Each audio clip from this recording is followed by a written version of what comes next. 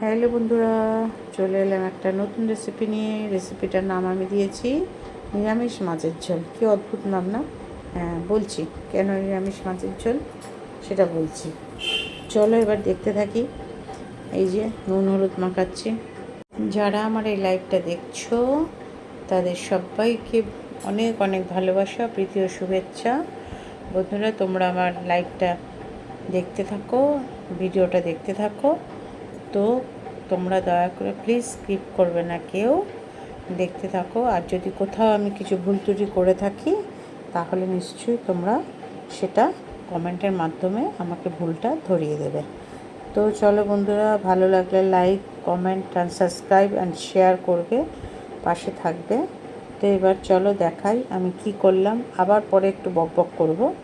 তো এই দেখো, ঝিঙে আর আলু নিয়েছি, একটা আলু দিয়েছি। ঝিঙে বেশি, আমরা একটু সবজিটা বেশি খাই, যেহেতু আমার হাজব্যান্ডের সুগার আছে তার জন্য। এটা কী বলো তো, এটা লঙ্কা বাটা।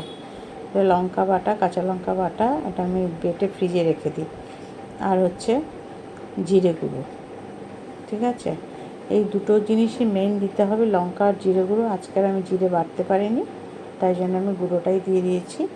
তো এবার হচ্ছে এটার মধ্যে একটু হলুদ দিলাম, তাহলে এটাকে পেস্ট বানিয়ে রেখে দেবো।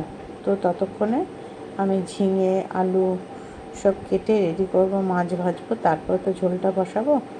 তো বন্ধুরা, তোমরা যদি নতুন বন্ধু হও তাহলে অবশ্যই বেল আইকনটা দাবিয়ে দেবে, কেন কি বেল আইকনটা দাবিয়ে দিলে তোমাদের কাছে আমার নোটিফিকেশানের মাধ্যমে আমার নতুন ভিডিওর খবরগুলো তোমরা জানতে পারবে যে নতুন ভিডিও ছেড়েছি।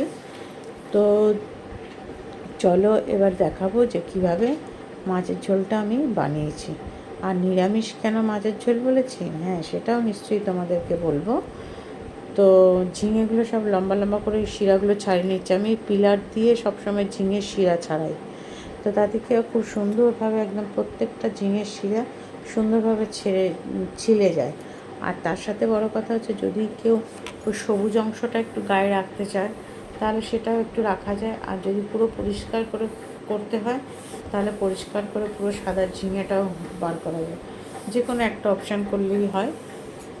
তো আমি পুরোটা একদম পুরো সাদাটা বার করতে ভালোবাসি না, একটু সবুজ অংশটা রেখে দিলে না, তরকারি যখন দিই তখন একটু সবজি সবজি ব্যাপারটা থাকে, সবুজ, ওটা আমার খুব ভালো লাগে।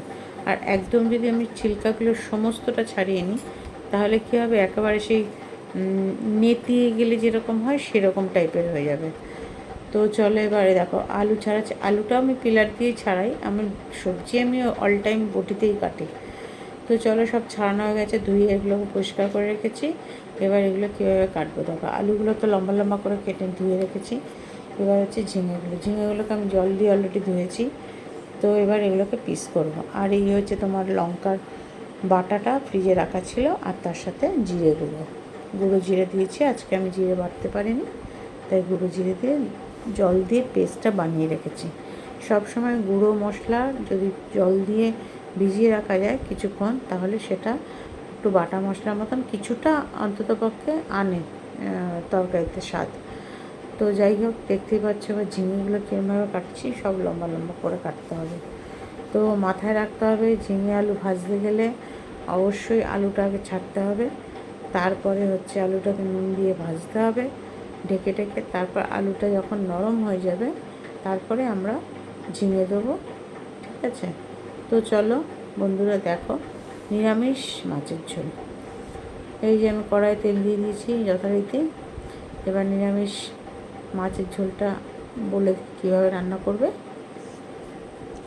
তেল গরম হতেই মাছ ছেড়ে দেবো। আর এই হচ্ছে চারাপোনা মাছ।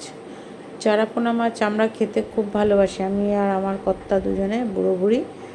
কিন্তু আমার হাজব্যান্ডের একটু অসুবিধা হতো আগে, কাটার জন্য খেতে পারতো না, কিন্তু এখন ইদানিংকালে দেখি ও জ্যান্ত মাছ খেতে খুব টেস্ট পায়। এই বিশেষ করে এই চারাপোনা মাছগুলো একটু বড়, যে রুই কাতলাগুলো জ্যান্ত সেগুলোতেও একটুখানি, যেহেতু বেশি বড় আর কি, আমি তো প্রেফার করি সবসময় এরম চারাপোনা মাছের একদম শুকনো শুকনো ঝাল হবে একদম সেইটা, কিন্তু ও আবার ঝাল ঝাল খেতে ভালোবাসে না, তাই জন্য আমি ওর দিকেই করতে হয়, আলাদা করে আর করা হয় না।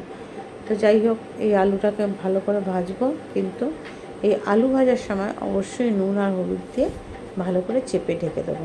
তাহলে কী হবে, আলুটা সিদ্ধ হবে, একটু একটু নরম হয়ে গেলে তবেই ঝিঙেটা দেবো। কারণ ঝিঙেটা দিলে পরে আর ঝিঙের মধ্যে নুন দেওয়া যাবে না। ঝিঙেতে নুন দিলেই প্রবলেম এটাই হচ্ছে, জল প্রচুর পরিমাণে বেরিয়ে যাবে। তো তোমরা দেখতে পাচ্ছ আমি এখনও পর্যন্ত ঢাকিনি, না ঢেকেই করলাম। এইবার আমি ঢাকনাটা দিয়ে দিচ্ছি। তো এই দেখো ঢেকে দিয়েছি, আলুটা ঢেকে ঢেকে ভাজা হবে। তো দেখো ঠিক আছে, মোটামুটি ভালো মতনই ভাজা হয়ে গেছে আলুটা। কিন্তু ঝিঙে আমরা অত ভালো ভাজবো না, কেন কি ঝিঙেটা নাহলে একদম নেতিয়ে যাবে। তাই তো ঝিঙেগুলো সব দিয়ে দিলাম, কিছুই না। এর মধ্যে এবার ওই আলু আর ঝিঙে ভালো করে সাঁতলাতে হবে, এটাই ব্যাপার। আর নুন তো দেওয়াই ছিল ওখানে আলুতে, তাই জন্য এখন আর নুন দেবো না। তো দেখো এরকম ঢেকে ঢেকে একটু সাঁতলাচ্ছি, একটু ফাঁকা রেখে দিতে হয়, নাহলে সবুজ রঙটা নষ্ট হয়ে গিয়ে অন্যরকম রঙটা আসে একটু। যখনই তরকারি রান্না করবে সবুজ সবজি, একদম সবুজ সবজি পুরোপুরি ঢাকতে হয় না, একটুখানি কম ঢাকতে হয়, একটু ফাঁকা রেখে দিয়ে ঢাকতে হয়, তাহলে সবুজ রঙটা থাকে। তো যাই হোক দেখো ওগুলো ভাজা ভাজা হয়ে এসছে, বেশিক্ষণ লাগে না, ভাজা ভাজা হয়ে এসছে। এবার আমি যে গোলাটা রেখেছিলাম ওই গোলাটা এবার আমি এর মধ্যে ঢেলে দেবো, দিয়ে এটা ঢেলে দিয়ে এটাকে ভালো করে কষাবো, ঠিক আছে। তবে হ্যাঁ, এই তরকারিতে মাছের ঝোলটাতে কষানোটা কিন্তু একদম সেই শুকনো শুকনো কষিয়ে তেল ওঠে ওরকম না, কষানোটা ঠিক এরকম একটু ভেজা ভেজা টাইপের কষানোটা হবে, তাহলে খেতে বেশি ভালো লাগে। এই যে একটা জিরের গন্ধ না, ওই গন্ধটা আসে, একদম পুরো ফুটিয়ে দিলে পরে মানে শুকনো করে নিলে গন্ধের ওই জিরের স্মেলটা আসে না। তো বন্ধুরা দেখতে পাচ্ছ আমি কীভাবে মাছের ঝোলটা রান্না করলাম, নিরামিষ মাছের ঝোল। হ্যাঁ, কেন নিরামিষ বললাম, আমি এর মধ্যে পেঁয়াজ দিইনি, তার জন্য এটাকে নিরামিষ মাছের ঝোল বললাম। দেখো জল ঢেলে দিয়েছি, তোমরা তোমাদের আন্দাজ মতন জল দেবে। আমার মাত্র 4টে মাছ, কিন্তু তরকারি কত দেখো, আমাদের তরকারি অনেক লাগে। তো এই দেখো ফুটছে, টকবক করে জল ঢেলে দিয়েছিলাম, ফুটছে। এবার মাছগুলো দিয়ে দেবো, ভালো করে ফুটলে পরে মাছ দিয়ে গল্প শেষ। যদি বড়ি খাও তাহলে বড়ি একটু ভেজে তুলে রাখবে, নামাবার আগে গ্যাস অফ করে বড়িটা দিয়ে ঢেকে রাখতে হবে, ব্যাস হয়ে যাবে মাছের ঝোল, ঝিঙে দিয়ে আলু দিয়ে নিরামিষ মাছের ঝোল। পেঁয়াজ ছাড়া যেহেতু, তাই জন্য নিরামিষ মাছের ঝোল।